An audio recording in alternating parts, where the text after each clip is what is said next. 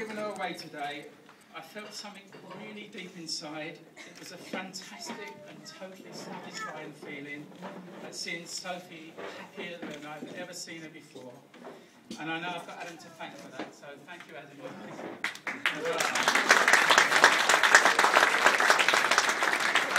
Last week I was getting very sentimental, and I looked at all the albums we had. Now, for all you young people here, photograph albums were the Facebook of the 90s. And we've got loads of photographs of Sophie, because she loves to take a load of photographs. She's taken down somewhere, getting developed, chuck away half of them, but we don't do it anymore. And there was one lovely photograph of Sophie lying on the carpet as nature intended. She was grinning really broadly, and she had a little trickle of sick just running down her. And I remember she was breaking wind every so often. She really did look good on her 21st birthday. Now, during the time we've got to know Adam, we have come to realise how special he is to Sophie. He really has found his Eve. Anyone can see they're made for each other. He is likeable, a good laugh, easygoing. He's hard-working, so listen, and responsible, but most of all, from our point of view, he really looks after Sophie, and we're so pleased to welcome him to our family. We are extremely fortunate, extremely happy to formally welcome him to our families today, so thank you.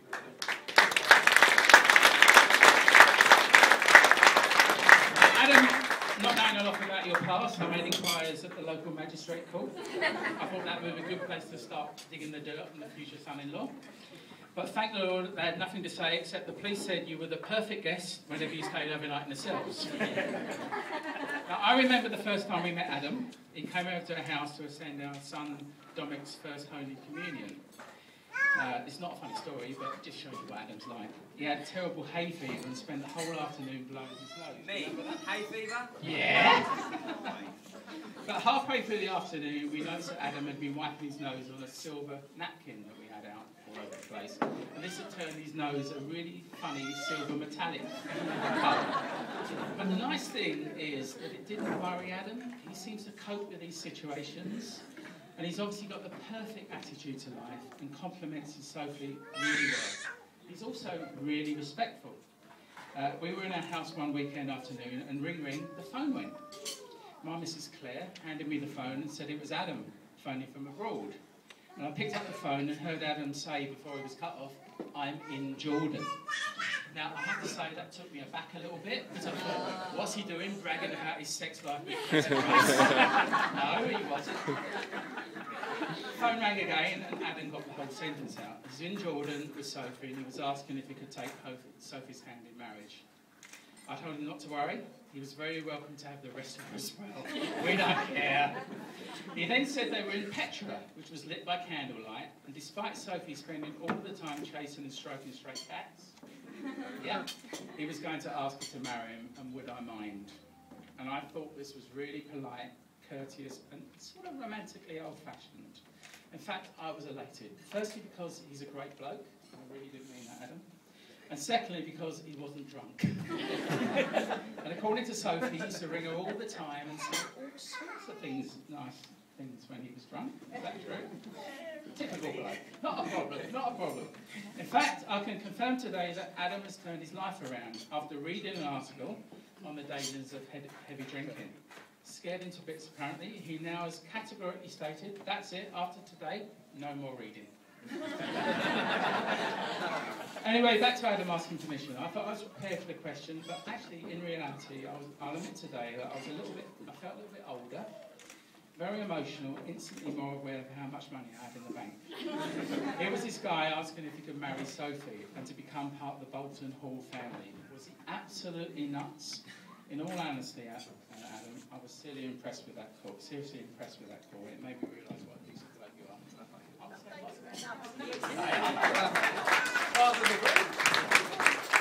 Anyway, I composed myself and gave what I thought was a sensible response. I asked Adam if he could support a family. He said yes, so I'm pleased to say that all of Sophie's family are looking forward to getting lots of money off Adam today. Now, not being sure he heard my question properly, I asked again if he could support a family. In true car salesman fashion, he replied, "Let me get my calculator, do a few little adjustments, and I think you'll be pleasantly surprised. Anyway, Sophie said yes, and that's why we're here today. And what a great reception I think it is. It's really been great today. Everyone's really enjoyed themselves. Reminds me a little bit of a joke. Two Ariels got married. Not only were the pictures great, but the reception was wonderful as well. And I think you'll agree that today's reception has been just like it was organised by those two Ariels. It's been fantastic.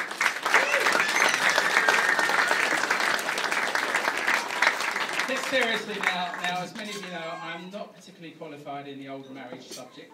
I thought at first I could get some ideas by looking back in history to see what others have said on this very complex subject.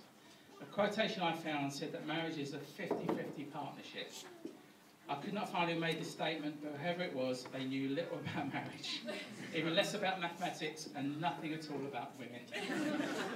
Marriage today, and this is the serious bit, marriage today in this day and age is far from easy. With all the external pressures of day-to-day life, you will need to grow together in mutual trust and understanding, whilst not forgetting what brought you together. In other words, may your love be modern enough to survive the times, but yet old-fashioned enough to last forever. No. So, that's all happening, couple. I need you to both to participate in my speech. You're already doing it. Sophie, please put your hand on the table. Adam, place your hand on top of Sophie's.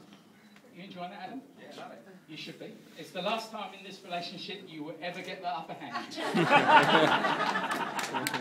And finally, some thoughts for both of you. Love does not consist of gazing at each other, but in looking in the same direction.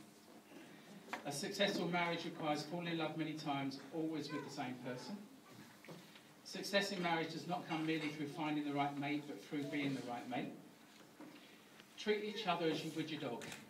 I don't mean sort of clean up the mess after each other, but make a fuss of each other, feed each other well, and let each other off the lead now and again. But marriage will bring you closer together, and you will learn to grow together. Remember, Sophie, husbands are like bananas. The older they get, the less firm they are.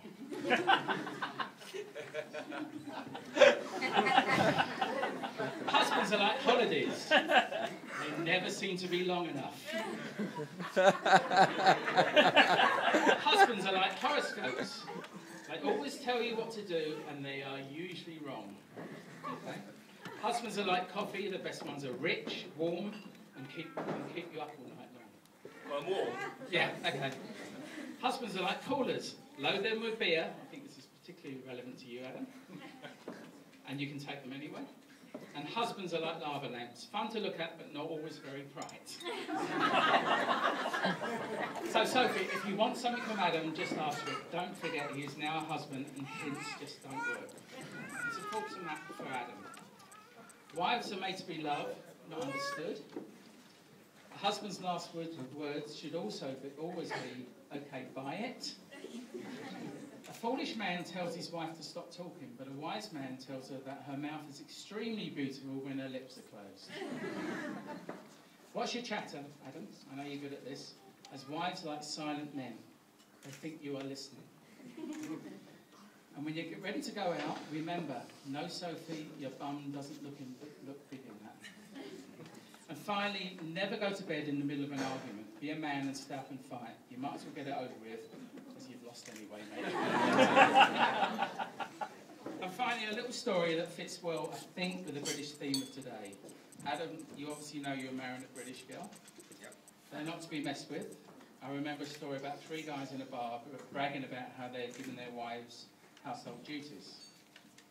The first man had married a woman from Australia, which is quite appropriate. It's one of your trip destinations. Okay, I'm going to try and do an Australian accent here. It'll probably sound South African, but anyway.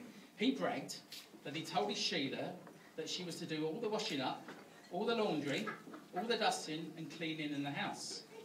He said that on the first day he didn't see anything, but on the second day he came home to see a clean house. He saw the dishes were done, all washed up and put away, and the laundry had been done too. The second man had married a woman from New Zealand, another of your destinations. He bragged that he'd given his wahine, which is a New Zealand wife apparently, orders that she was to do all the cleaning, all the washing up and the cooking. He told them that on the first day he did not see any